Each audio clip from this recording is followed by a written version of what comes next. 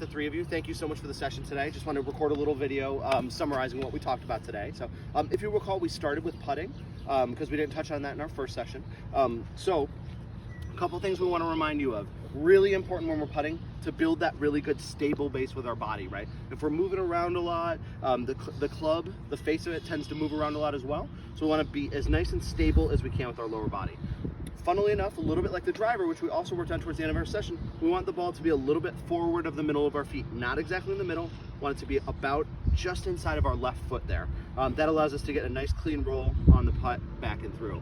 And another reminder that's important is just to try and calibrate the distance that we're going to send our putts with the size of our stroke, right? So if we have a short putt just to about the end of the mat, we'll make just a small stroke back and through. A fairly similar distance back and through with maybe a little bit of acceleration to make sure that ball gets rolling.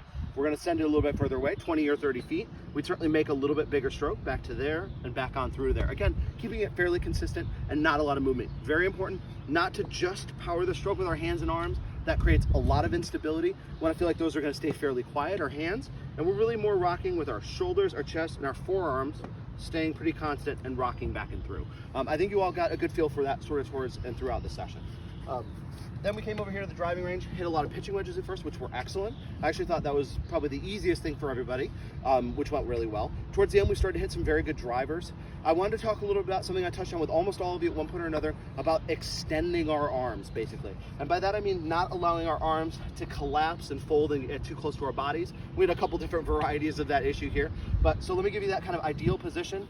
Is really this right arm getting in that sort of cheesy, pizza pan or waitress holding drinks kind of position, so that they don't get spilled this way, they don't collapse this way and fall behind. It allows the club to get nice and far away from us, and then we can feel that left arm getting out there also nice and extended, and that allows us to create a big wide arc for us to then really swing through aggressively.